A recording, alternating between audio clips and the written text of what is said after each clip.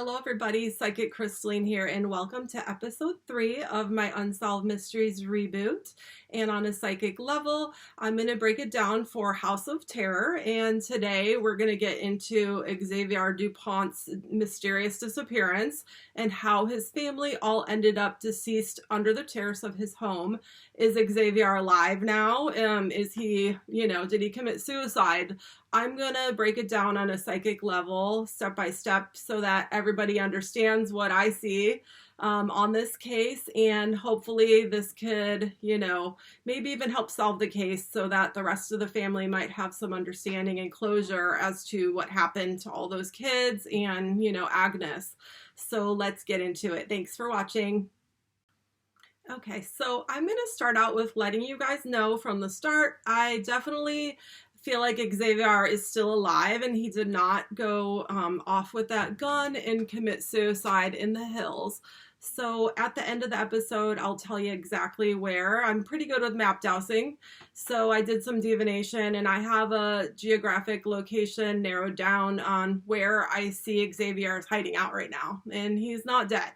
Okay, so first of all, we want to figure out, how did all of these family members end up under the deck? Or, I guess they call it a terrace in France.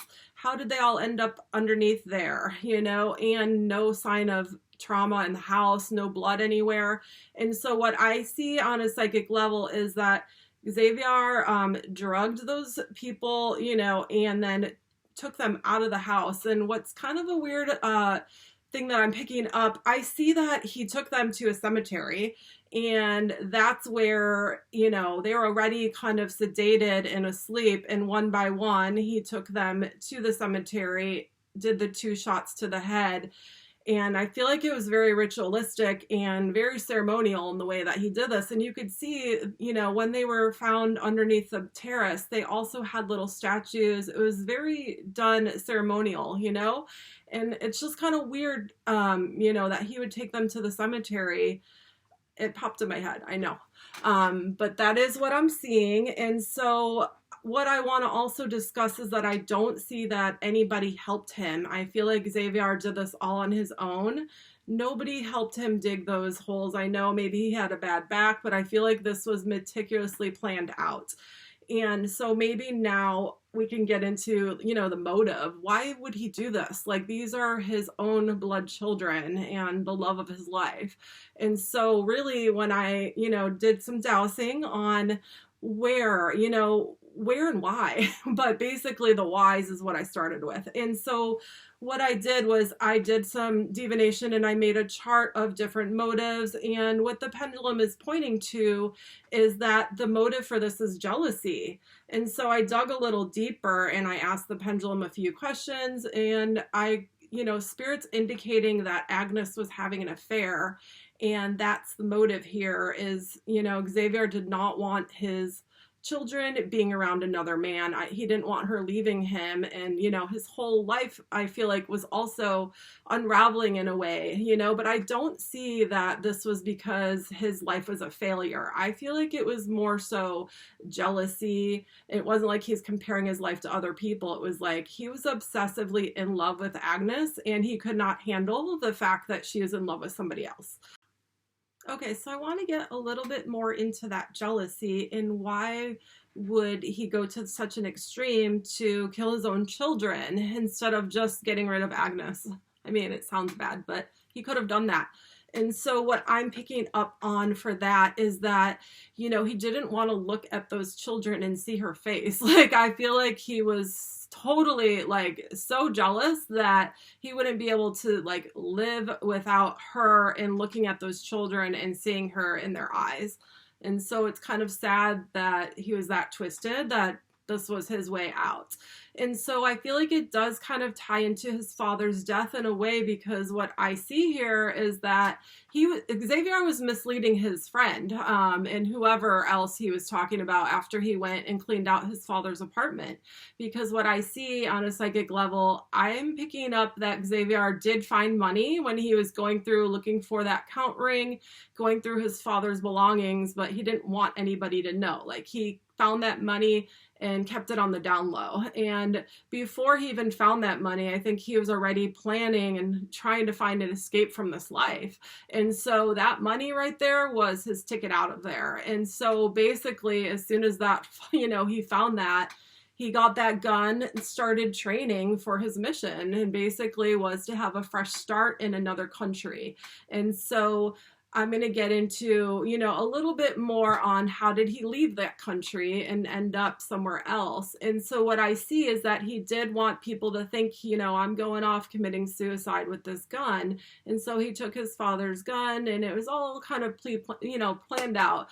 I want this to look like a suicide. But really what happened was I see Xavier went walking with that gun, over to the ocean, basically, because I see that he had hired, I see that he took a boat. So it was kind of like a private charter, and he hired somebody in a private boat to take him to his destination, which I'll tell you at the end, where I see he's at. And so I don't see that he took a train to Croatia. I don't see, he took, a plane anywhere. That's probably why there's no flight log, but I'm seeing that it was all by personal boat, private charter. And so he was taken straight to the country where I see him residing to this day. And so hopefully we can find him and have some justice to this family. Like, this is crazy. I just can't imagine. They lost everybody, all the children at once, and, their mom. Okay, so where is Xavier now? And that's what I'm going to discuss. And so what I did was, first of all, I kind of wanted to start dowsing on what area, what region of the world did he escape to. And so I made a chart: Europe, Central America, South America, Mexico. I kind of was drawn to the Mexico area. And so I did another chart, and it had more like Central America, South America, the Caribbean. And so what I did was develop that chart, points right to the Caribbean. And so I wanted to sit and meditate on that for a little while. And all of a sudden something popped in my head, and it's the country and the island of Guadeloupe. And so actually Guadeloupe Island is a French colony, so it would make so much sense that he would be drawn to that place where he could speak his native French language. Like, he spoke 3 languages apparently. So French being his native language, English, and Spanish. And so those are the 3. Also, he could speak any language and get by there and blend right in. And so what I wanted to do was I got on Google Earth and did some remote dowsing, because I was actually excited. This is something I'm, have a specialty for, is locating missing people. And so with this episode 3, I was like, okay, finally I'm going to get to maybe help find him.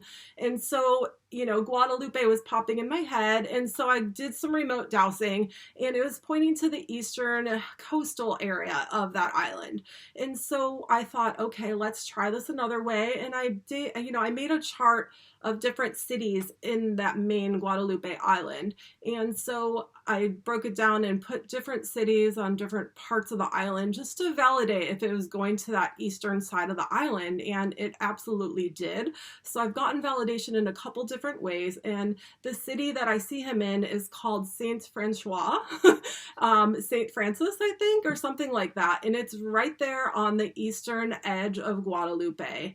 And so this is where I see him hiding out. And I didn't want to get into a specific GPS because it's an open and active case, but maybe this will be detailed enough that, an investigation could look into Guadalupe and hopefully find him home and put him away, because justice needs to be done for those poor innocent children and his wife. Like, maybe she did fall in love with somebody else, but it doesn't mean it was a reason to just kill her and kill his family. I mean, it's so sad.